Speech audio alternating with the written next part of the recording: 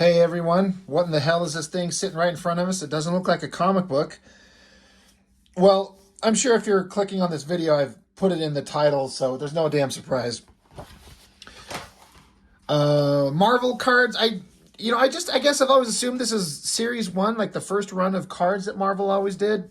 I'm not like a card guy. I didn't collect these things because I was interested in, like, are they going to be valuable? It's like comics. I don't collect anything because I'm interested in their future financial worth. I don't collect comics for that. I didn't collect these cards for that. It's just they started coming out and they looked really cool. And so my older brother and I, if you watch my videos, I have two brothers. The one who has guest starred with me on my channel here is my younger brother. That's John. He writes, he draws, he does his own comics.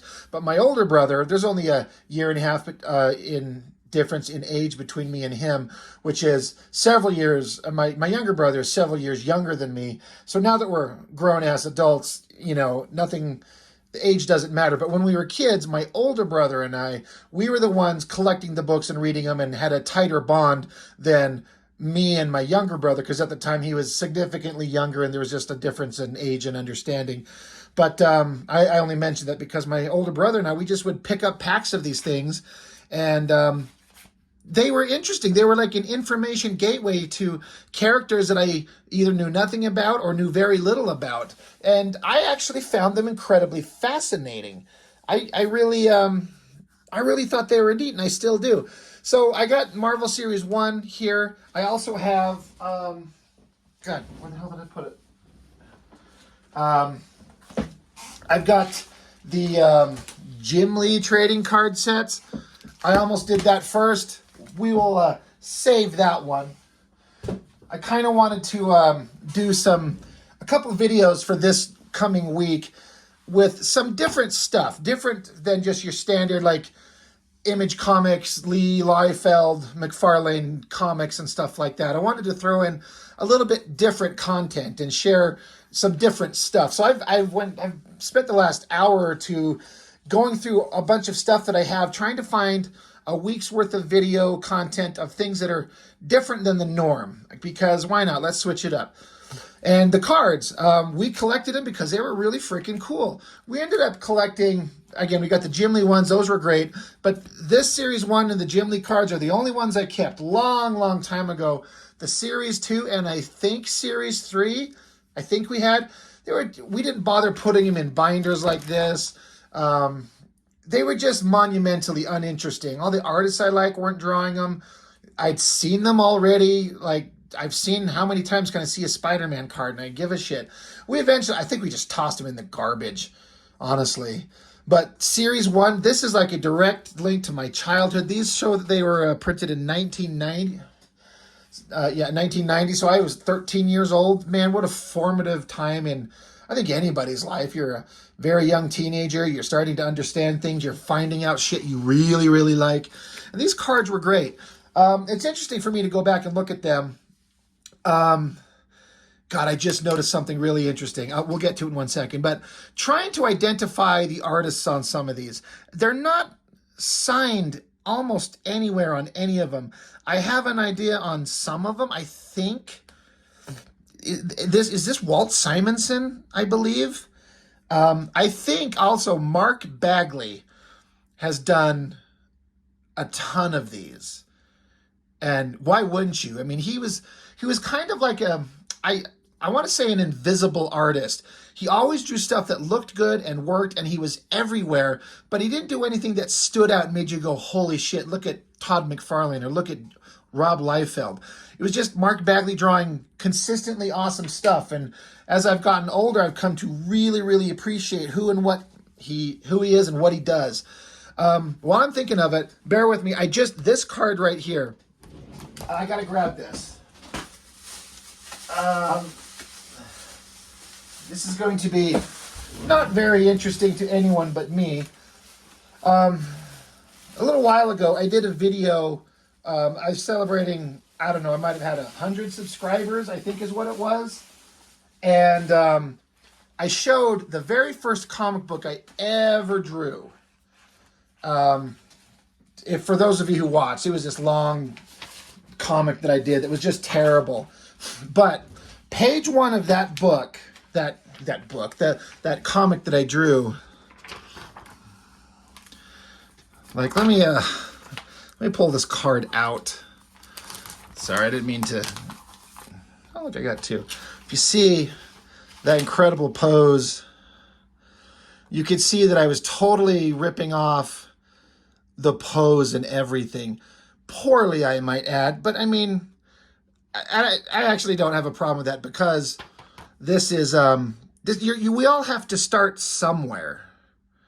And so, I mean, I think that card, I mean, that's a great looking Daredevil. And I mean, it's not signed, but I'm fairly adept at identifying art just based on the visuals and certain anatomical points. And I mean, I guess I can't say with 100% certainty, but I'm almost 100% certain that's Mark Bagley. If I identify an artist on one of these cards and you know better who it is, please point it out. I'd be curious to know, but I'm certain that's Mark Bagley. But anyway, that god-awful page that I did there, you could see where that came from. Anyway, I had totally forgot about that. I knew I got that first image from something on my own artwork, but I forgot that it was the card. Anyway, you know, cool cards, good artwork on most of these. I think it's very rare to find one that's no good. I was going to say it had like kind of like an Eric Larson look on this one, but now I'm almost thinking, is it Buscema? God, I wish I knew. I always thought it was weird because, to me, Professor X was always, crippled in a chair, so he's standing here. So obviously there was a story point I missed. I think this is Mark Bagley again. That's a pretty damn good female figure. Marvel Girl looking good. The backs of the cards, for anybody who never collected these, they had a little breakdown of, you got the name, their weight, their height, battles fought, wins, losses, ties, win percentage. I mean, how the fuck do you calculate that when a character has been in, for example, his first appearance was 1964 and it's now 1990? How did somebody go back and count all the fights he's been in? There's got to be some like faking this shit. Like, that's some bullshit. And some of the interesting stuff that was also very informative, I'm trying to keep it in focus, were these did you know parts. Did you know Daredevil doesn't need a lie detector to tell if someone is lying? He can just tune in his hearing to a person's heartbeat and listen to sudden jumps in its rate. Like, I don't know if I knew that about Daredevil at this time. So in addition to being just kind of fun, cards and cool artwork, and you get to find out all kinds of information about him, and these like, did you know this thing about this? Like, Nick Fury regularly ingests the top secret infinity formula to maintain his youth and vigor. I have never been aware of that before or since reading it there. I'm not saying it was never shown anywhere, but that was news to me. Yeah, here, Professor X's stepbrother is none other than the unstoppable Juggernaut. I mean, I know that, but that's just an interesting fact if you didn't know it the first time you're picking up cards and introduction to some characters. Wolverine there looking pretty damn good. I am fairly certain that's Jim Lee. God, it's so weird to be like, I'm very familiar with artists, but part of me is like, I feel like it's Jim Lee because this shape of the upper body and kind of the mask looks like old school 1990s era Jim Lee. I'm fairly certain that's who that is. Phoenix there looks great. Power Man, I had no idea who he was. Kind of a weird, simple drawing of Dazzler. Quasar always looked absolutely ridiculous to me. Like, who liked him for anything? I always thought this Namor, the Submariner, was good. Man, Art Adams stuff. His artwork stood out from these cards. This was always the primo looking stuff. So I try to get it to focus. I mean, that looks just great. And I didn't know who it was, but there were several cards in this series that were obviously this same artist, and I didn't know who it was until as time went on and I'd seen some of Art Adams' work, and then you go back and see these, you're like, oh, that's him. Kind of a very boring Mr. Fantastic, boring Archangel. There's another Wolverine, and it's funny that they've got Wolverine in here twice, but they got him in like his tan and brown costume, Jim Lee, and then his yellow and blue costume, and that's Silvestri. I'm almost 100% certain. Another Art Adams, Shadowcat. Lockheed's pretty cool. Moon Knight, I never ever got the appeal of him. I've heard somebody describe him as a boring character in a cool costume, but I never thought the costume was that cool. But what do I know? I also appreciate the sense of humor. All these badass superheroes, and you've got Aunt May. Spider-Man twice, but this is Cosmic Spider-Man. He got these super cosmic powers one time, and he was the most powerful character in all the superheroes. Not sure why Captain America's here again when he was there. Silver Surfer's cool. I thought this Havoc, if you kind of know what you're doing, the depiction of Havoc's powers always looks pretty neat. Another Wolverine, like another one. Like, why is he in here a third time? I'm pretty sure that's a Jim Lee drawing again. She-Hulk, that's a character hard to get right, I think, when she has to be like almost 7 feet tall, very muscular, but very sexy. That's kind of the whole visual gag of her. That's a pretty good drawing. Rogue in a costume that she never wore while I was reading comics. Whatever this costume outfit was, she was out of it by the time I joined up reading comics. It's interesting to have the Punisher again. Did I already pass the Punish? No, it's fun. Oh, also, I've got like 2 slots missing. I honestly don't know what cards they are. But you got the Punisher here standing by his van, and then you've got the Punisher here again. Just kind of a weird little thing. That's a pretty damn good storm. I always thought this cloak, I think the checkerboard background is kind of unnecessary. It's kind of detracting. It's visually hard to kind of see what's going on, but the cloak itself is drawn really well. Elektra, I liked her because I'd only ever seen her in that Daredevil 181. I did a review on that, like a perfect comic book. It's just absolutely perfect in every way. So I didn't know much about her, but I liked it. And then it was interesting to read on the card here. The back of it says, the supervillain Bullseye killed Elektra, but she was brought back to life through the heroic efforts of Daredevil. So I'm like, it was like instantly like nullifying the coolness of the story. Now, I've never read the actual entire run, any issues before or after that. I would like to actually collect them and read all of Miller's run, but it kind of like, really? Okay. Juggernaut's cool, but after having just recently reviewed like Liefeld's version of Juggernaut, for all Liefeld's failings, he made him a giant, monstrous, imposing creature, and that is kind of okay. I've never seen this Nightmare guy ever, probably because he sucks. This Sabretooth, it has a Jim Lee or Mark Silvestri vibe, but I can't quite place it. That's maybe the most boring Electro you've ever seen. Kind of the same with Octopus. Doom's all right. Ultron's all right. Enchantress. This is not a bad pose on Magneto. Pretty slick. Bullseye. Sandman. I mean, I get the idea they're trying to show he's made of sand, but it looks like he's falling apart, like he's dripping, and so that's not very imposing.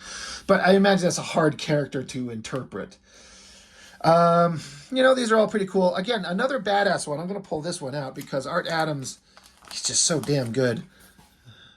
But the bullets impacting his fat, impenetrable flesh, that is an amazing drawing, showing like momentum, inertia, and just things impacting and not affecting him. Like Blob is super uninteresting.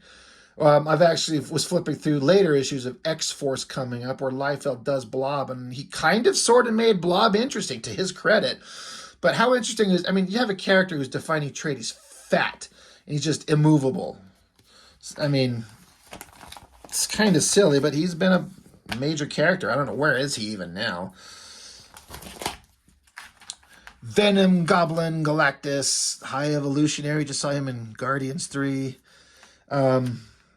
This was interesting. This was I didn't know almost anything about Mephisto, but the Did You Know section here says, although thought by many to be the same being as the biblical devil, Mephisto is not and makes no such claim. So I thought that was kind of an interesting, like, oh, okay. I mean, he could be, but I guess he's not. God, there's another one missing. I don't know who that is. Deathlock, there's a version of him. There's the Michael Collins version that I have these thick, like prestige format books that they did of introducing the Michael Collins version of Deathlock, which I thought were some of the coolest comic books I've ever read. And I can't find them. I got to go digging through my boxes more. But these are rookies. Nomad, I've got books on him to go over. Fool Killer, did anyone ever pay attention to that? Fool? And then we got some famous battles. Just characters have always end up fighting each other. We'll have to flip these over so we can look at them this way. This Captain America and Red Skull, it's an Arthur Adams again. And I remember I tried reproducing by looking at and then just from memory, that pose on Captain America for years. It just stuck with me forever, and I kept trying to get it, and I never quite got it right. It's just a great pose. It's kind of weird, like the way he's just standing there ready to fight, and what is Red Skull? What is Red Skull doing here with this? Like, what is he doing? So that was weird. But the Captain America himself and why he doesn't have his shield, I don't know. But I thought that was kind of neat. I also thought the motion looks like another Mark Bagley of this Daredevil and Bullseye was really badass. The Dark Phoenix saga, that was great. X-Men versus Avengers, I never read that, but that sounds interesting just on principle. Spider-Man and Venom, Nick Fury, just, a lot of classic stories, Atlantis Attacks, Fall of the Mutants, Acts of Vengeance. That was a fun series. I want to look at those. Armor Wars, which I think they're doing some version of the Marvel Cinematic Universe, which seems kind of so pointless when you've got Tony Stark, Robert Downey Jr. out of the game. All the interest is gone. And there's a lot of these battles with, either Wolverines or Spider-Mans in there. You got Wolverine there, and there, and there, or Spider-Man there, and there, and there, because they're kind of the big characters. I always like this one with Punisher and Daredevil. Like you give him just the motion and the martial arts movement that he's doing there. I always thought that looked really cool. Just more famous battles, nothing crazy. I thought these were kind of uniquely interesting. At the bottom here, they're just like cards, but reprinting the classic covers. This is Most Valuable Comics, Fantastic Four #1, X-Men #1, Amazing Fantasy. I just thought these were neat. These just little reprints, or not reprint, but just versions of just little images of the cover art to the original books. I just thought they were neat. That's just kind of a cute little thing. So, pretty neat. That's Punisher #1, which I think is, if I understand correctly, Punisher first showed up in this Spider-Man comic, but then he was so popular they put him into his own. So their first appearance of Punisher, and then the first issue of Punisher, which goes to show you how popular he was. So, Journey into Mystery. God, that number, if I was a true comic fan, I would know, but I don't. Anyway, I guess Thor's first appearance, Avengers, Amazing Spider-Man, X-Men, the Miller Wolverine, if I'm correct, the first appearance of Wolverine. I thought those are just kind of neat, kind of whimsical.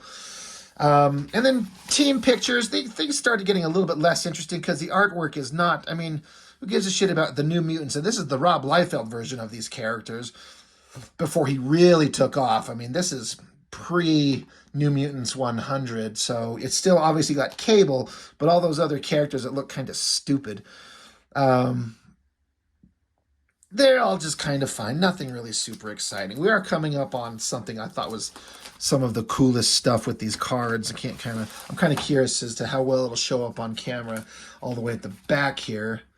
I was kind of, the Hellfire Club, I'm going to be honest, I always kind of was interested in them because they always had girls in skimpy underwear. And if you get the right artist, you can have some pretty sexy shit. And that's okay. I think that's Mark Bagley. I'm almost certain of it. And it's totally fine. But man, when you've seen Jim Lee and Mark Silvestri do that shit, you're like, everything kind of pales by comparison. So, fun stuff. So, right here, the hologram cards mixed in randomly. And there was, I think we got all 5, because it says, collect all 5, and it's Cosmic Spider-Man, Magneto, Surfer, Wolverine, Spider-Man versus Green Goblin. At the time, I had never seen anything like these holographic, is that what they refer to them as?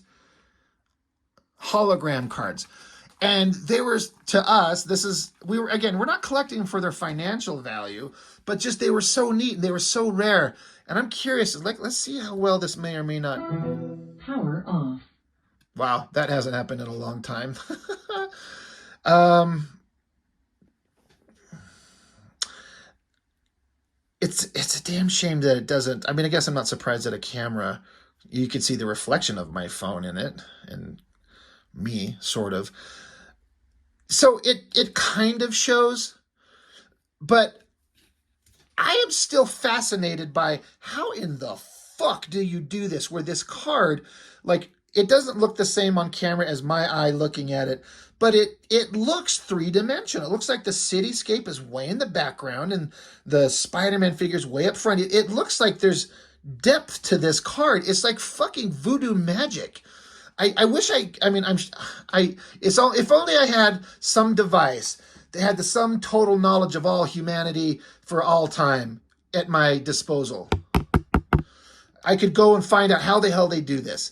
But in a way, sometimes it's kind of like ruins the mystery of it. I bet, I haven't looked at these cards in forever. It's kind of ran across this card set, and I'm like, oh shit, I got to dig these out. I bet if I showed these to my little boys, they are 10 and 8 years old, and they do nothing but stare at their stupid phones and watch YouTube Minecraft videos all day. I'm trying to get them to see other interesting shit in life, but I bet if I showed them these, their mind would be blown. They'd be like, it's a piece of paper, Daddy. How the hell?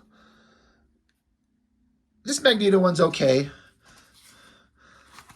I seem to remember thinking that this Silver Surfer one with it's kind of got a three-dimensional vibe. It's like the character is kind of in shadow, but then you get it in the right light, and then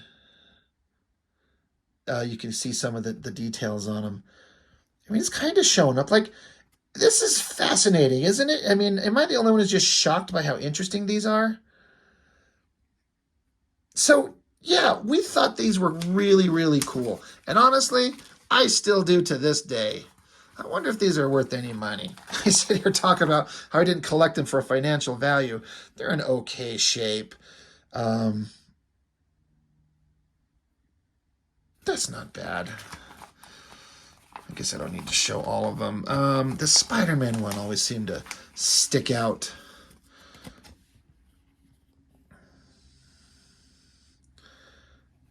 That's pretty cool.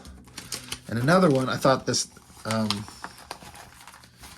right here, Doctor Doom, like the pose itself. I'm trying to look at it and see if I can recognize the artist. God, I'm not sure. It could be Buscema, maybe. Anyway, but this pose, that cloak flowing in the wind, there's that girl figure behind him, the clouds standing on his castle. Man, Doctor Doom could be so goddamn cool if they do him right in the movies, but all the good movies are done. I don't think Marvel will ever be interesting again. We just saw the last good Marvel movie. That was Guardians of the Galaxy 3. Everything else is going to suck. Anyway, so yeah, that's just Marvel Series 1. These were super fun.